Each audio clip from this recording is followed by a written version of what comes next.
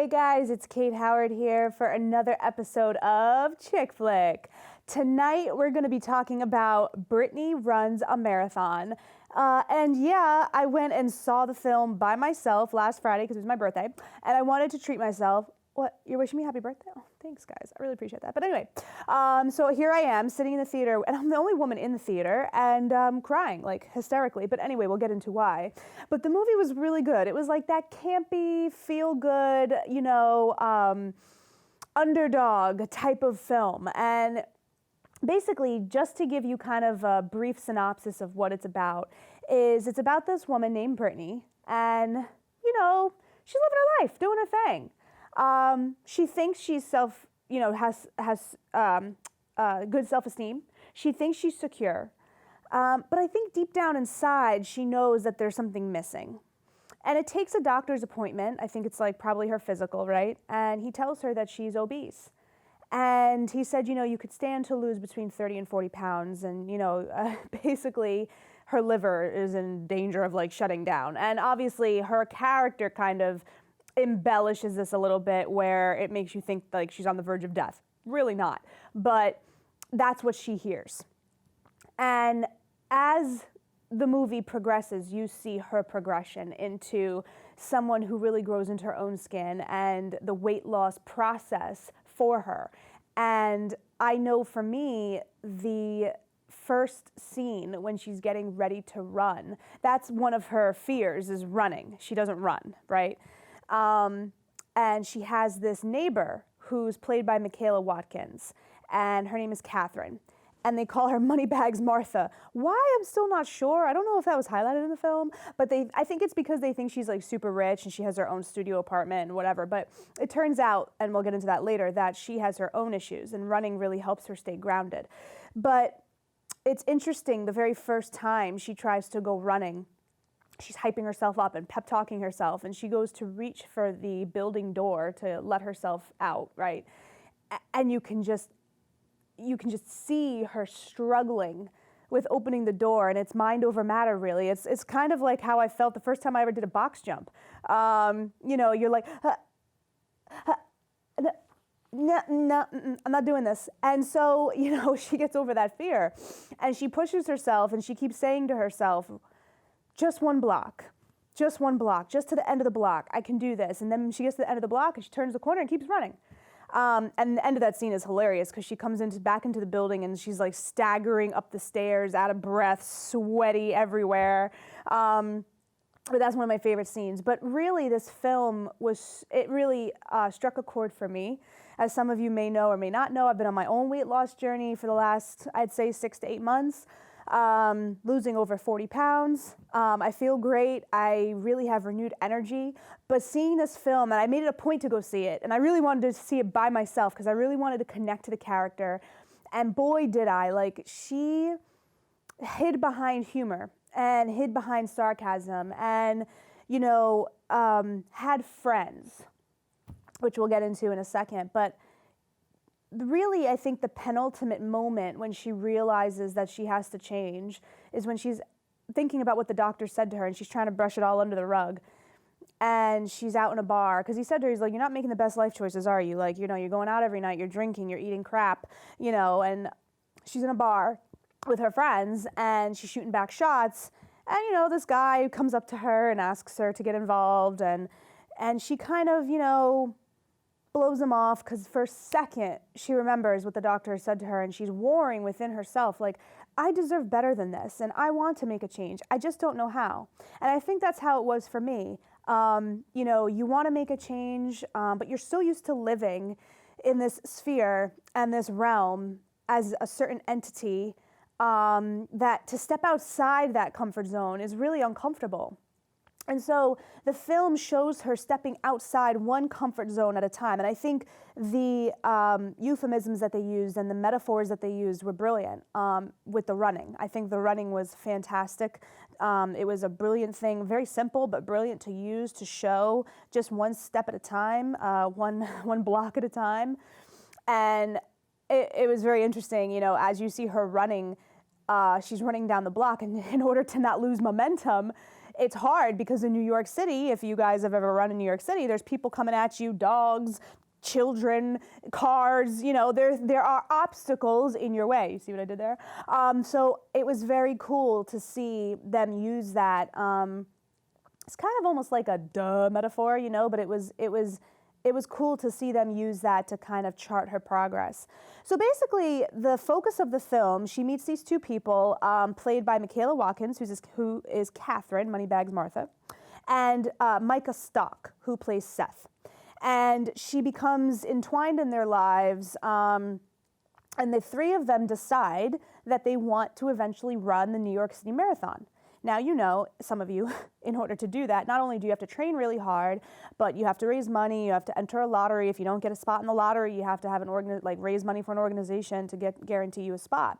But it's really about her training and getting to that place and really embracing herself in the process. She lives with this girl, her best friend. Her name is Gretchen. And Gretchen is one of those social media junkies, always posting herself and her life with her boyfriend Terrence. And because she wants to be an influencer, she wants to be an Instagram star. She's very shallow. She doesn't understand what Brittany is trying to do. She doesn't understand. Brittany is kind of one of those people that's always in Gretchen's shadow, and I could relate to that too because I've been there.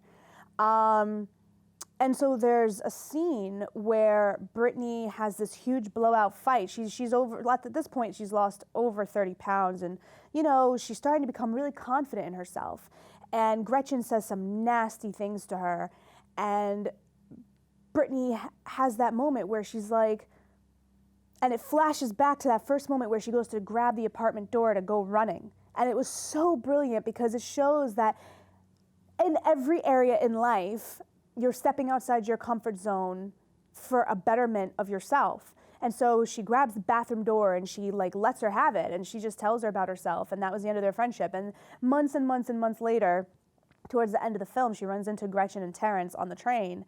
And, Gretchen is trying to get her back in her life or whatever. Ultimately, she moves out, trying to get her back in her life. And she says, she just realizes how could I have been so stupid? You're not for me. You're against me. You never supported me. You never understood my journey. And in a journey like this, it's so, so important and so critical to have people around you that are positive and uplifting and encourage you, because it's the only way you're going to get through it. You have to be determined to finish. And someone wise said that to me a couple of days ago, actually. You just have to be determined to finish. You got to keep going. You got to surround yourself with people that want to see you succeed. That's very, very important. And that was ultimately why her new friends, Seth and Catherine, in the film were so important to her. You had a couple different acting. You had the protagonist, who is obviously Brittany. You had the antagonist, who's obviously Gretchen. You have the comrades in arms, which is Catherine and Seth.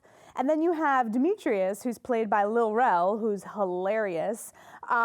He plays Brittany's brother-in-law. And Brittany has they don't tap into it as much as possibly they could have, but apparently, her parents divorced and her father died. And Demetrius, she was very young. Demetrius, I guess her sister's much older than her. Demetrius kind of raised her. And he's that constant figure in her life that has always lifted her up and always supported her and always encouraged her and always taken care of her. So she has a very close relationship with him.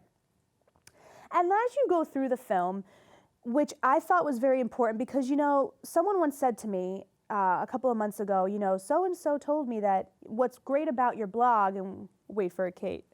Yeah, I just plugged myself. But what's great about you and your journey is that you don't just highlight the success. You highlight the struggle, and you highlight that this is not always a piece of cake. I did it again, guys. So good tonight. Anyway, but the point is that she eventually realizes she's doing too much. And she's training so hard, and all she wants to do is run this marathon.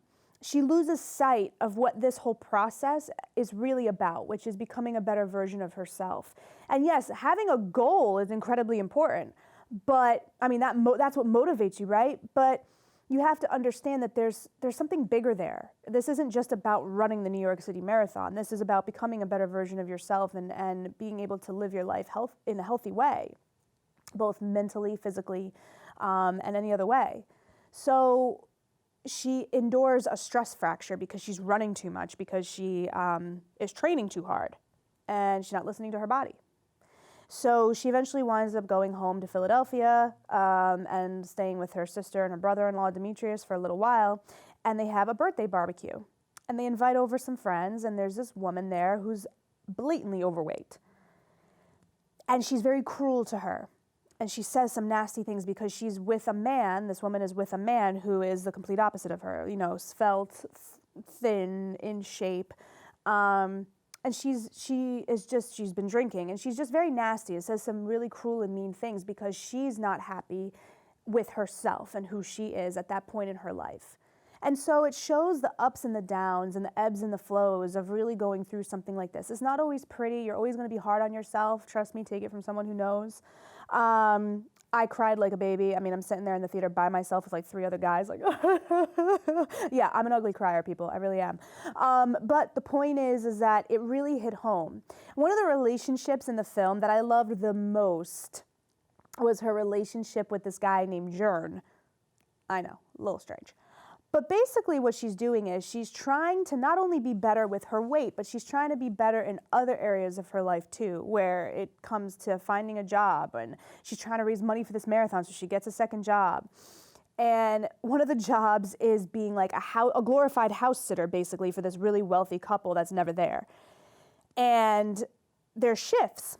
So one night she's in the house and she's finishing her shift, sorting through the mail, and this random guy walks in the door. And he's like, hey, I'm the afternoon shift, blah, blah, blah, blah. And he goes and she follows him around the house, and it turns out that he's squatting. And she's like, wait, this isn't right. You're just living here. And after her fight with her roommate, she moves out and she moves in to this wealthy apartment with this guy named Jern. And they develop a relationship, but eventually it does become intimate, but at the beginning it's this support, and he just listens to her and he encourages her and he talks to her like a human being, and he has goals of his own, and I think she helps motivate him to be better and to seek out what he wants to do with his life and to not just be complacent. So it's a very healthy relationship, and it has potential. And you see at the end of the movie, spoiler alert, but you see at the end of the movie they're living together, and he wants to get married, but it's also about the fact that she's so secure with herself that she's willing to take one step at a time and just enter into this new chapter in her life, slowly and carefully and cautiously, but still with zest. So does she run the marathon? Yes, she does. Her 2 friends actually wind up running it before her without her because of the stress factor. She couldn't do it. But she waits for the following year. She trains smartly. She trains hard. And she runs it, and she makes it. And the feeling of euphoria. I'm not a runner, just because it's not my exercise form of choice. But the feeling of euphoria that I actually felt for her when she crossed that finish line was overwhelming, because I know what it feels like to achieve a goal, and I know what it feels like to really accomplish something that's so incredibly important that you've wanted to do for such a long time. And I felt for her. I almost felt like I knew her in that moment. Jillian Bell, who plays Brittany, was brilliant. She's just the right amount of sass and comedic relief. The film was great. It resonated with me. It was a little corny here and there. I mean, it is what it is. Don't expect too much. But the story was simple, and it was so full of hidden undertones of what it means to really try to achieve something. And when you're talking about losing weight, it's a very sensitive topic for most people who are going through it, and it's very difficult because it's full of a lot of things. So I think to make just a very innocent and genuine film about it, about a girl who just wants to be better, and how she comes to that realization, because originally it just wasn't about that. She just wanted to lose weight, look good. She was obsessed with the scale, been there. Wanted to run the marathon, focused so hard on the goal that she lost sight of everything else, all the other blessings and benefits of trying to lose weight. To connect with that was really, really special for me. So if you guys haven't checked it out, you need to go see it. Brittany Runs a Marathon starring Jillian Bell. It's in theaters now. Check it out, guys. It's worth a good 2.5 hours of your time.